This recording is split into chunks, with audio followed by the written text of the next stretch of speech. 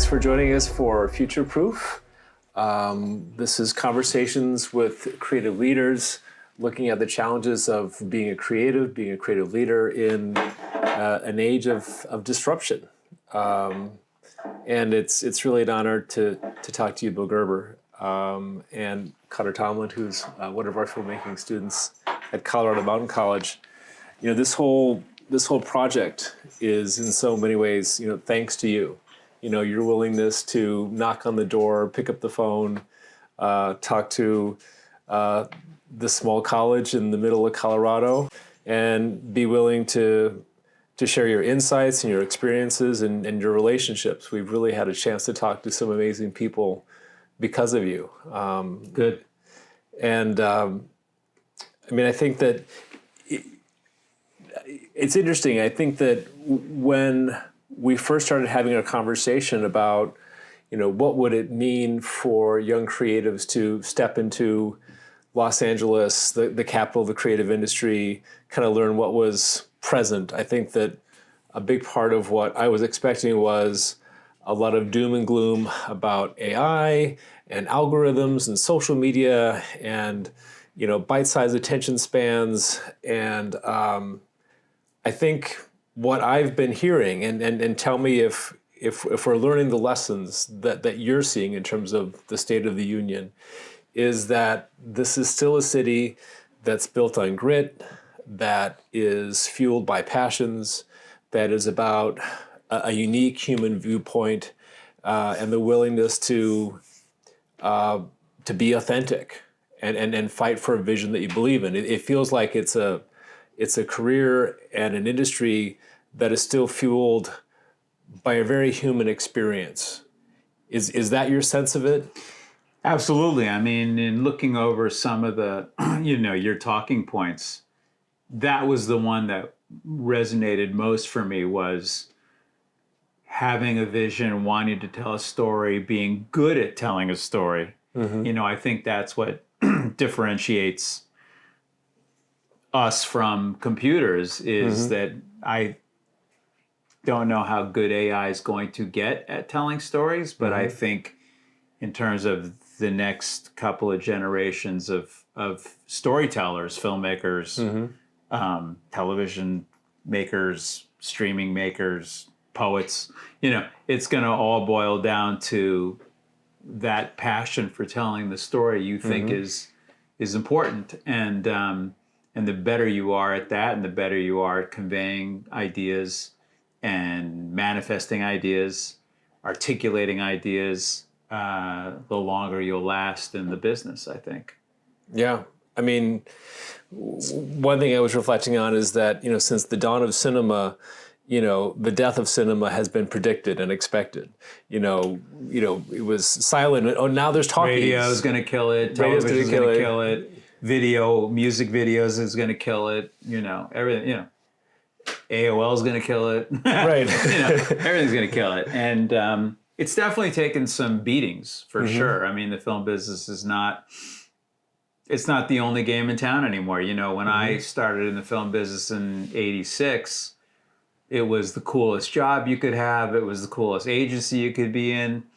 There wasn't, that Wall Street, Oliver Stone world, Right. It hadn't really become a job anybody cool wanted, Certainly no one wanted to be in politics, We wanted to be in the movie business. And if you ended up in television, it was a consolation prize in those days, even for actors, you have these actors that have these incredible careers like Bruce Willis or George Clooney, and they just wanted to be in movies, and both ended up succeeding in films, but made their name in television. But it was literally, and also ran back in the day. Meanwhile, television always made more money for the companies than film, and so did the music. If a company like Warner Brothers had record companies, the record companies were making more money than the film studio. But film studio is the film studio. It's Hollywood.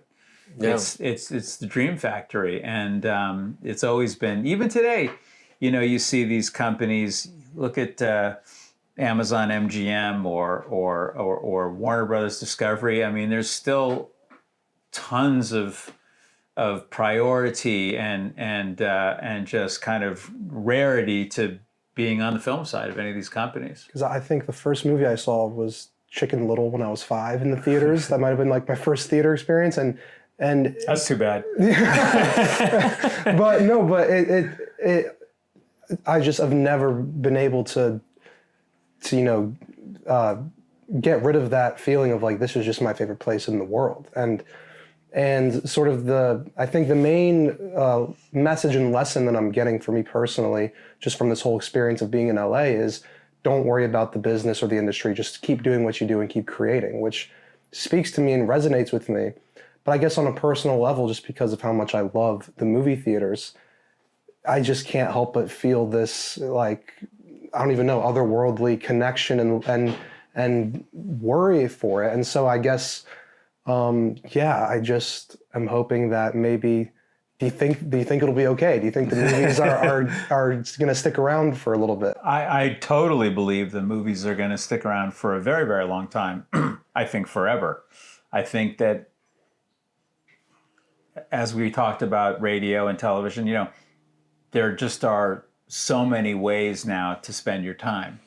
Obviously, short form has become a very prevalent source of entertainment for people, as have video games over the last few decades. So, the one thing that really, really changed everything was Netflix. And it's the degree of difficulty to get somebody out of their house into a movie theater has always been pretty high, because television's been around for however many years, and you could stay home and watch reruns or watch whatever.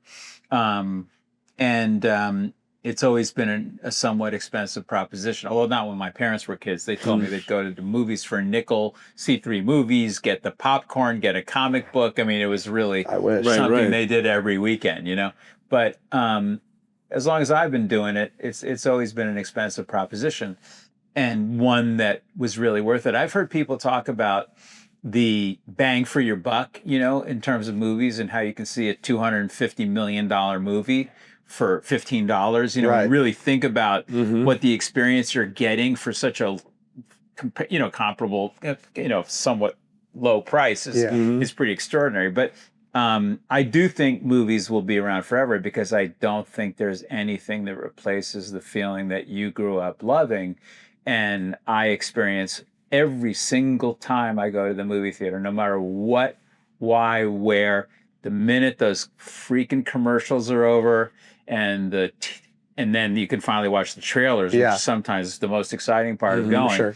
And then the film starts, and the curtains go a little further to access the right frame size, and the music comes up, and no matter what the logo is, if it's Fox or Warner Brothers or Disney, you're like, okay, here we go. Because it's an opportunity for the next 2 hours or 2.5 hours, or increasingly 240, to be completely transported to another world and experience real fantasy and real emotion. And I think the great thing about the 100 years of filmmaking, that 100 plus years, is that most filmmakers take that responsibility very seriously. I've worked with a lot of the greatest filmmakers we have, from Oliver Stone to Clint Eastwood to Michael Mann, to Bradley Cooper.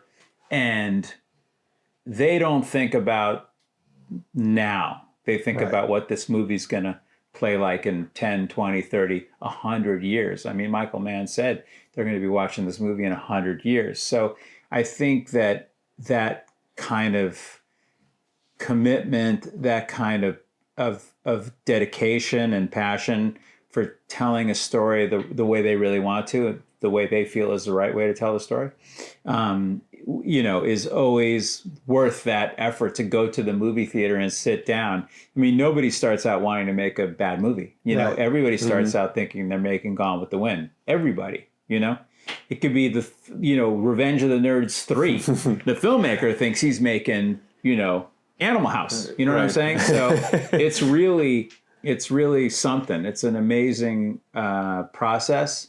It's a fun process. It's, like going to camp for however many months you're shooting.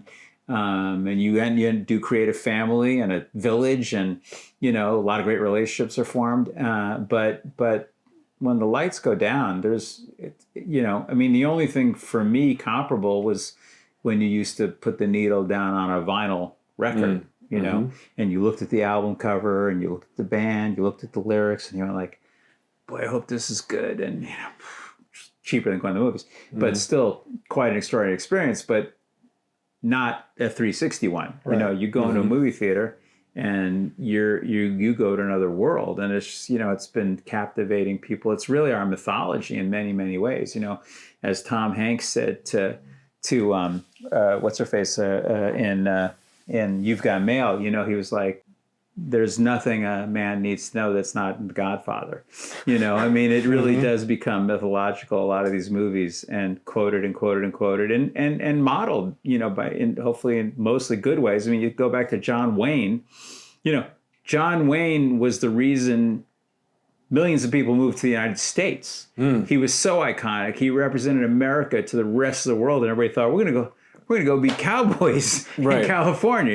It's a kind of extraordinary power, of influence that these films have had over the years. And I know that it's been very important to me. And I actually didn't grow up thinking about being in the film business. I grew up wanting to be in Led Zeppelin, and one thing led to another, and I got into the music business, and then ended up, through working on soundtracks for films, ended up in the film business. But once it got its hooks into me, I just couldn't get enough. I read every script I could get my hands on, saw every movie. And funny enough, in a weird kind of serendipitous way, when I was in grammar school, I didn't like school. And I used to find any excuse to stay home. And there was a local TV station in LA. It was probably KTLA. I don't remember, but there was a film program every afternoon. They had this great host, and he would play classic films. And I was 9, 10, 11 years old, and watching Sunset Boulevard and La Dolce Vita and The Big Sleep and The Apartment. And no one told me about these movies. My parents didn't tell me about these movies. They had seen them all, but I was literally in the room alone, staying home from school and seeing the greatest filmmakers and films that, were ever made, and so when I go full circle, and all of a sudden in the 80s, I get offered to come work at Warner Brothers. It was interesting because that wasn't one of my goals. It's a lot of people's goals, but I, as I said, just wanted to be in a successful rock and roll band, and then all of a sudden I got to Warner's and oh yeah. And I learned so much from watching those movies and had so much respect for those filmmakers. And at Warner's actually, caught the tail end. Well, not the tail. George Roy Hill was working at Warner Brothers, who had done The Sting and Butch and Sundance when I got there. And Clint Eastwood, of course, who, was a large part, an enormous part of my success working at Warner Brothers, and also developing my skills as a filmmaker, working around him and learning from him directly. That hat that people wear, it says, what would Clint do, that's the question, because he's like no other filmmaker. Anyway, so it was interesting to be now in the middle of the movie business, having just been a kid admiring them, but really being taken with them on without any influence from anybody. I just fell into it. Well, it's good to know that I think kind of the beating heart that, got us all up off the couch to get and do interesting things is still there in terms of the heart of cinema. I think in some ways, as a teacher, I think part of what I've been trying to sort of, find the discerning line is, there are things that are utterly the same, the human spirit, the importance of narrative, the importance of a vision and the grit to see it through. And there are things that are different. I think, one of the questions that I had in there was, what's a moment where you realize something has changed, something has shifted? It's really interesting for me to think of that question, speaking to you, who was president of production of Warner Brothers, and Warner Brothers is, is being bought by Netflix. Like, that was just kind of like this, things are upside down now. I mean, did it strike you that way, or what are the moments that you kind of feel like there is something that's shifted here that we want to make sure our students are aware of? Well, what's shifted? Well, many things have shifted, yes, and the Warner Brothers Netflix deal is, I hope, the best version of being acquired, because they claim that they want the studio to proceed as normal and make lots of movies and stay Warner Brothers. So which we hope happens.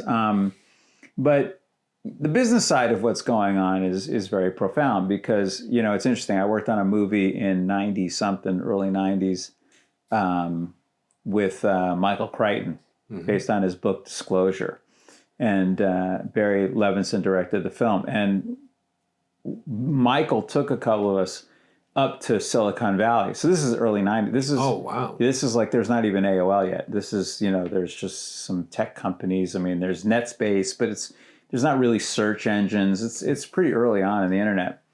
And we went up there and we went to a company called Silicon Graphics, and we were touring the place, and we got to a workstation, and there was a computer and a little desk and a mattress underneath the workstation, which, your age, that's not odd for us to be looking at it as first time we ever saw such a thing. I mean, we all worked hard, but we didn't sleep under our computer, right? And I just remember Michael Crichton, who was such a brilliant man and a great guy, saying, "The nerds shall inherit the earth." So here we are, 30 years later, and they own the earth. They not just inherit. I mean, Jeff Bezos and Elon Musk, and they now own it. So it doesn't necessarily explain their thirst for content, but one has to hope that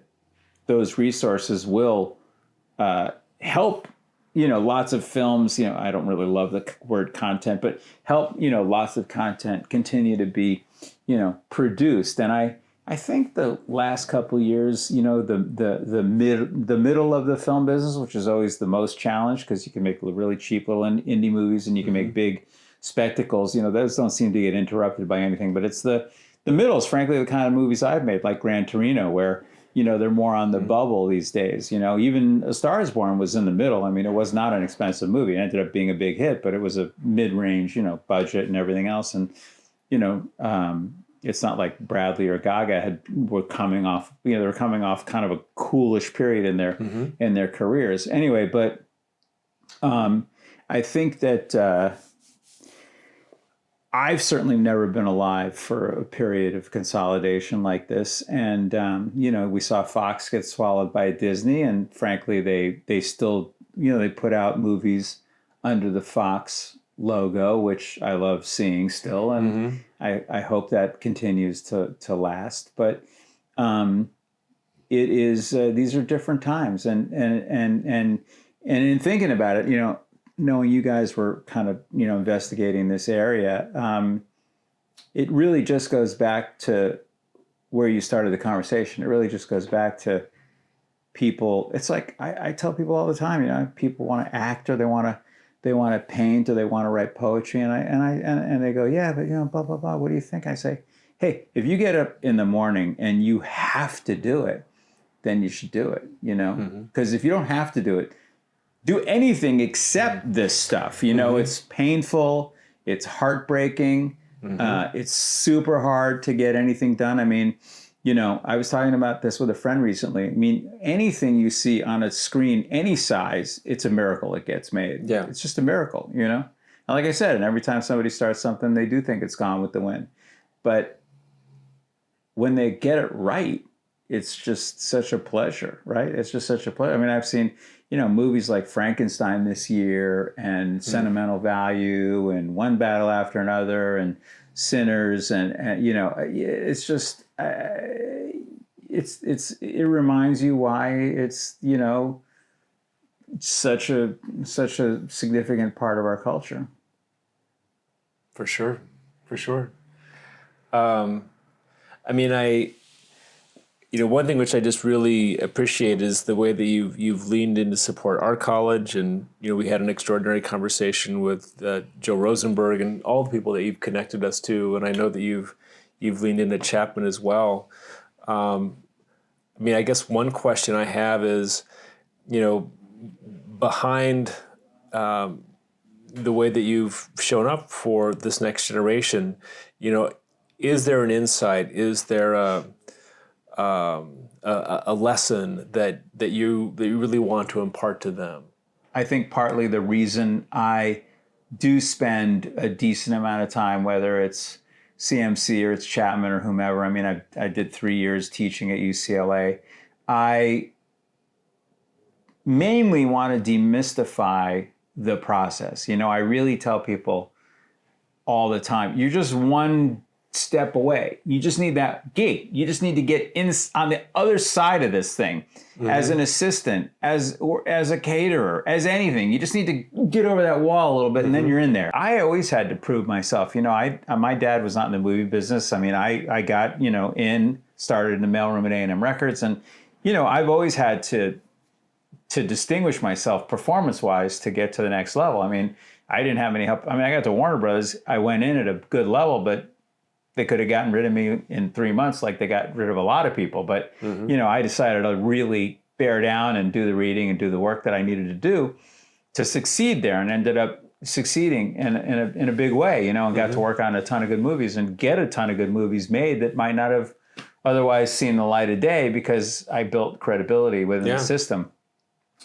And it sounds simple, but really when I do this teaching is to say, like, don't be intimidated. Don't, everybody's got an opinion. Nobody's opinion is any better than anybody else's opinion. It's like, your vision is your vision, and you got to do whatever you got to do to execute it. And it's I love those. That's why I love music biopics. You see like a bunch of, poor, unsuccessful. I just read a book about the Cars, who I worked with when I was in the management business. They're just bumming around Boston. They can't get arrested. First they're a duo, then they get this guy, then they find the drummer from Modern Lovers. I mean, and it's just so happenstance. And then all of a sudden they make a record and it becomes one of the biggest rock and roll records ever. It's just like, because they didn't give up. They just didn't give up, and they believed in what they were doing, and they found their unique lane to be in, which is really important, But like I said before, if you get up in the morning and that's the thing you have to do. I mean, there's a movie getting made right now about Sylvester Stallone doing Rocky. Yeah. And a friend of mine's producing it, and it's just the story of making Rocky is almost as maybe more incredible than the Rocky movie. I mean, the suffering that Stallone went through to get that film made, and he wanted to direct it. He had to give up directing it, but he obviously still starred in it. It won Best Picture. I mean, that's why I said it's really hard. But you see, it doesn't happen without the hard work, I mean, you just don't succeed without the hard work, and it beats selling real estate, For sure. Yeah. I mean, when you get it done, as hard it is, and it's harder now than it's ever been because it's not a small business anymore. When I came in '86, it wasn't a small business, but it was run by people who were right over here. Like, oh, there's Bob Daly and Terry Semmel. And we go to a meeting, and you had your opportunity to say to Bob and Terry, I want to make this movie with this filmmaker and these actors, and this is the budget, and here's why I want to do it. And now and then they go, okay, go make the movie, I mean, now I don't even know who. There's so many people that are talking to people and getting analytical information about algorithms and this kids and young women there's a lot of that, more than I've ever than anybody's ever experienced. I mean, it's very much There's a lot. I mean, look at Netflix. They've perfected the idea of, those type of analytics and knowing what people want. So that's a big influence on films today. But it's kind of like it's over there, I mean, once you're making a film, you're making a film, and there's nothing scientific about making a film, right? So it's all, seat of the pants, gut instincts, and off you go. But in terms of the process, which I was referring to as being harder than ever, the green light process now is as mysterious as it gets, The old days you go like, hey, yes or no, I mean, Clint Eastwood, you give him a script, he reads it, he goes yes or no. He doesn't go, no, I don't want to do it, Right. Those days are maybe gone. Well, it's also interesting. I mean, a conversation that we were having with Andrew Lazar, I thought it was really interesting. You said, I happen to be in Hollywood for this week. I'm coming from Budapest and I'm going to Australia. Yeah. I have a production office in Budapest. I have a production office in Australia, but I don't have one here.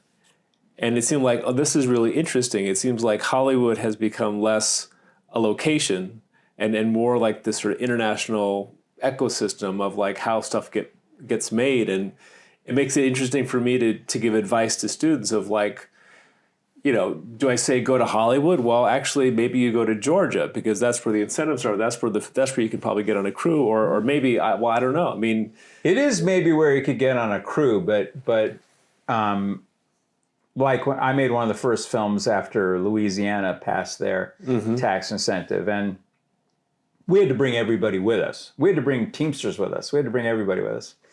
And I remember telling there was a couple of guys, nice young people working in the hotel, and they'd be, bell people or however you call that. And I would say to them, you need to join the Teamsters because you can be making $45. I mean, you need to get in the film business, find a job, learn how to do something, And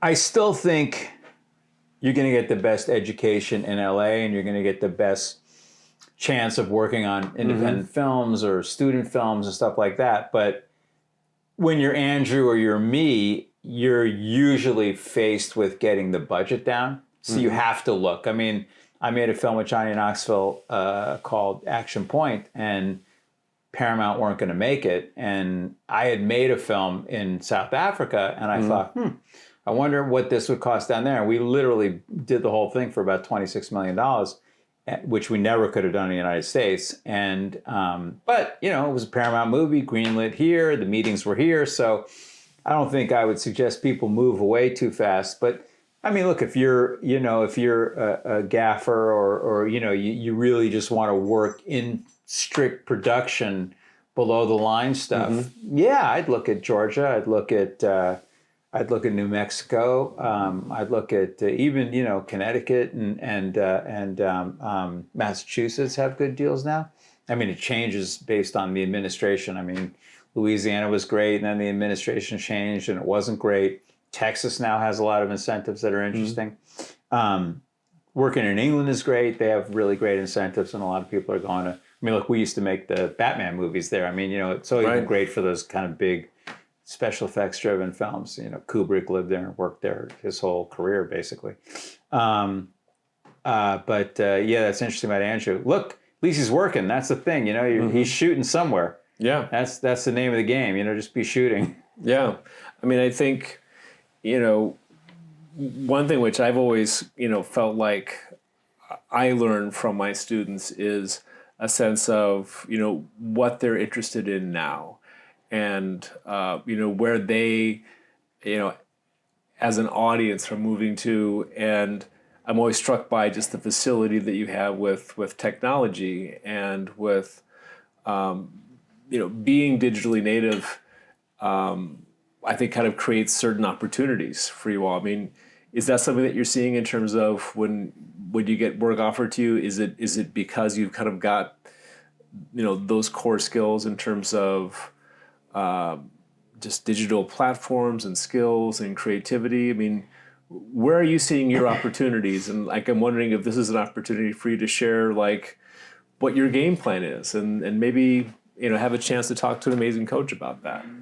Yeah, I mean, so far it's definitely been a lot of sort of being in tune with socials and sort of maybe not as much marketing for me personally, just because I haven't really ever done any of that, but just maybe knowing what specific content to curate for different platforms. But that certainly isn't where my heart is. My heart is in just movies. And so, to be totally honest and upfront, I really have never had a game plan. And maybe this is a game plan of just to not stop and to just keep making stuff. And, that's certainly a game plan, I guess, of mine. But no, in terms of sort of the path that lies ahead, I really have never had any sort of game plan. I've just kind of known it's what I want, and not much past that. Is that if that makes any sense? Yeah, and it does. I mean, it's fun. I was with a really successful director this morning, Luc Besson. He did Nikita, he did The Fifth Element, he did The Professional. He's an incredible guy. We've been friends for 40 years. And he was talking about his daughter who's in music and how she got offered a record deal and she turned it down. She's like, no, I'm not really ready. I'll call you in 6 months. And she said, and he said, it's just like I was when I was a kid. And I remember Luke telling me stories when we first got friendly about the way he ideated in a vacuum, And Fifth Element was something actually that he had concocted as a 16-year-old. And he carried it with him until he was successful enough to actually, make it. But I agree with you. I mean, I think that, the saying, if you want to make God laugh, tell him what your plans are. I mean, it is a very, it's a very surprising business, but you do have to know what you want. Right. You may not know what it's going to, how it's going to end up, but you have to have real intention, obviously. Sure. And it's good that you do. You know what your fantasy is, that light's going down and the film's starting. And you want to get to that moment as many times as possible. I mean, even when you listen to Scorsese talk about it, he'll say things like, I don't know how many more movies I can make, and I know I want to make these movies before I'm done making movies. It's a hunger, but it is like I said, I had no intention of being in the film business. I mean, like I was drumming, and I was happy drumming. I just couldn't find a good band, Well, I mean, I think that that really resonates, and I think that it's sort of been, part of what I have, really sort of seen be empowering in terms of the feedback that I've gotten from you all about this experience of, in each conversation, there's some sort of, you don't know what you're doing. That's actually the job. Mm-hmm. To not know what you're doing and do the next thing anyway, and sort of trust that, after the left foot, the right foot will know what to do. Yeah. And so forth. It's the reason I preferred film when I finally got in it from music, from being a manager or whatever, it's very collaborative. Yeah. It is a film by whomever it is, but it's a very collaborative business, and great directors like Bradley Cooper will turn to you and say, what do you think? And they'll be collaborative. Mm-hmm. And I think the ones that are the most collaborative really succeed the most, because they don't get insulated. They stay in touch with what people are thinking, and they're not, they're not threatened by somebody having a better idea. I think that's an important aspect of filmmaking. But it is great to wake up and know what you want to do. But what I was going to say before is, so much changes while you're making a movie, and then 10 times that much changes when you're in post. Mm-hmm. I mean, there are so many scenes, for example, in A Star Is Born, that we just went, what if, blah, blah, blah, and it completely changed the nature of the scene. I mean, we went from a fight scene, turned it into a love scene. It's just, it's incredible what you can do if you get the right footage. If you read David Lean's autobiography, he talks about being so good at coverage because he was an editor. So he grew up, his first few jobs editing, he was like, God damn it, why didn't they get that shot or that shot? And so he knew, when I'm directing, I know I'm going to get this and this and this because I know I'm going to need it, you know? Mm-hmm. So it's a very informed way to start directing. Did you see the Richard Linklater, the nouvelle, the new one about the French New Wave filmmakers? No, I didn't. Oh, God, I didn't yet. it's fascinating. It's fascinating. They were mostly critics. Yeah. You know? Cahiers du Cinéma, the whole Nouvelle Vague. Exactly. Yeah. And it was fascinating. You know, I hadn't really thought about it. You know, even Truffaut. You know, it's really amazing. It's a cool film, super cool film. But look, it's a craft. You know, like many things, and that's why I love some of the books I read early on. You know, like Adventures in the Screen Trade. Mm-hmm. You know, it's like there's a cause and effect. You know, setup and a payoff. You know, you gotta. You know, there's kind of a science to it. But it's not a business because it makes no sense as a business. Well, I think it you know, even though like what we're learning is that there's a whole lot more to learn, you know, the way that you have invited us into your city and invited us into the relationships that's been meaningful for you, to get a chance to, you know, for these students to meet these people and to have this be demystified a little bit. Yeah. You know, we had a moment where we were waiting in line for coffee, you know, getting ready to come out here. And I said, you know, how you doing? How you doing? How you doing? And, you know, someone on our crew was like, you know, I feel good. I feel like I'm at home. And I was like, that's the thing I wanted most.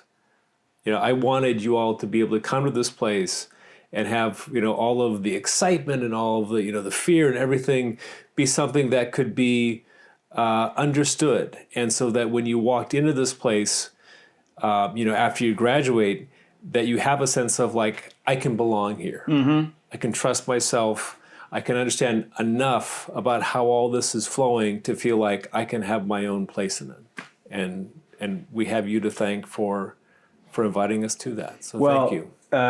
My pleasure. And I think it's important to note that the town was very welcoming. You know, I mean, you know, Hollywood has a lot of different reputations, but the fact is, you know, we basically just cold called all. I mean, I knew everybody, but you got a lot of yeses from people who are very busy, and the idea of sharing, you know, their knowledge and point of view with a bunch of students from Colorado. I mean, I think it's incredible that they were that generous with, you know, I mean, I'm not surprised, but I'm very pleased that there was that type of openness to talk about what they do and what you're going to do and how they can be helpful and laying it out for everybody. I mean, and I think that, you know, since part of this is you know, the conference and Epic and about, you know, thought and ideation, I think that that's a great aspect to this, and that it's really about the creative process and how to, you know, forward it in media and keep younger generations excited about it. Because if we don't have that, you know, it's really boring. You know, it can't just be about the news or, you know, real estate or whatever. I mean, storytelling is the oldest gig in the book, right? You know, campfire, you know, bonfire, whatever. I mean, we're about stories, and it's really fun. It's really a privilege to be on the side of, I mean, a business where storytelling is how you make a living, you know? Yeah.